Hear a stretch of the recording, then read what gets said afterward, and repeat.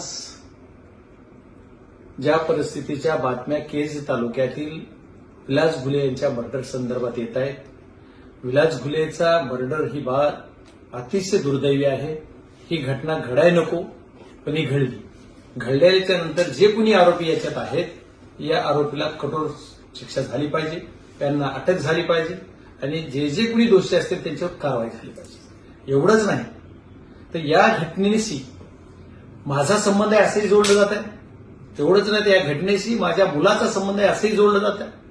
पण माझी मायबाप पोलीस यंत्रणा आणि एसपी साहेब यांना विनंती आहे की आमचे काय चेक करायचे ते सीडीआर असतील, आमचे लोकेशन असतील, सर्व काही चेक करा. आम्ही जर त्याच्यात दोषी असलो, तुम्हाला जर वाटत असेल की आम्ही दोषी आहे, तर आमच्यावर कारवाई करायला तुम्हाला मुभा आहे. मी खासदार म्हणून तुम्हाला एखादी गोष्टीची अडचण येत असेल किंवा खासदाराचा सीडीआर कसा तपासा, तर ते तपासण्यासाठी तुम्हाला लिगली काही अडचण येत असेल तर माझी तुम्हाला परमिशन आहे की तुम्ही ते तपासू शकता.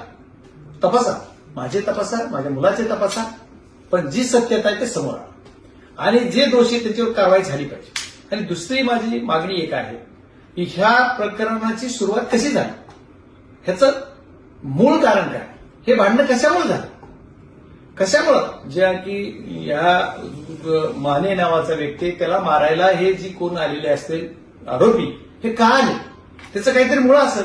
उगाच कुणी कुणाला मारायला आलं तर ते मूळ काय हे सुद्धा शोधून तुमच्या तपासामध्ये जी येईल ती सर्व जनतेसमोर ठेवलं पाहिजे.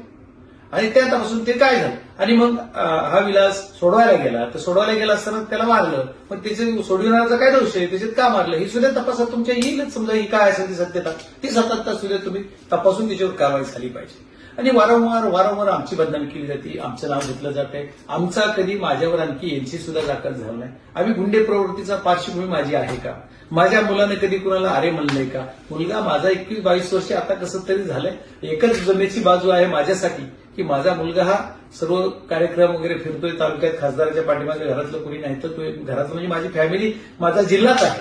पण तरी पण एक ब्लड रिलेशन मधला म्हणून हा मुलगा सांभाळतोय.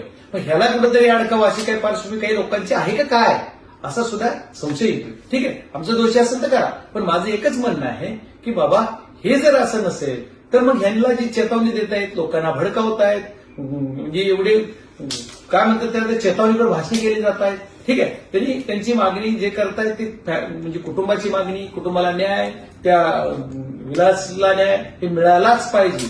खासदार म्हणून एक त्या बीड जिल्ह्याचा प्रथम नागरिक म्हणून सुद्धा माझी जबाबदारी ती मिळायला पाहिजे. मी त्या भूमिकेत 100% आहे.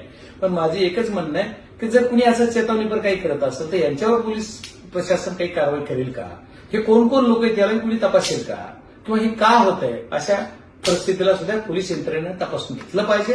आणि त्यांच्यावर सुद्धा हे अशा प्रकारचं प्रतिबंधक कायद्यानुसार किंवा त्यांच्यावर हे केलं पाहिजे, निर्बंध घातले पाहिजे की बाबा असं चेतावणीपूर्वक किंवा कुणाला भडकावण्याचं काम करू नका. जी सत्यता आहे ती समोर देऊ. आणि पोलिसांना माझी पूर्ण मुभा आहे की आमच्याविषयी काय चेक करायचे, काय तपासणी करायची, जे तुम्हाला कोणी विचारतील, जे काही आम्ही दिसून येतो तुम्ही तपासणी करावी, एवढी माझी विनंती. प्रशासन याच्यात आणि पोलीस यंत्रणा चांगल्या पद्धतीने तपास करेल आणि जी दोषी त्याच्यावर कारवाई करेल. खूप खूप धन्यवाद.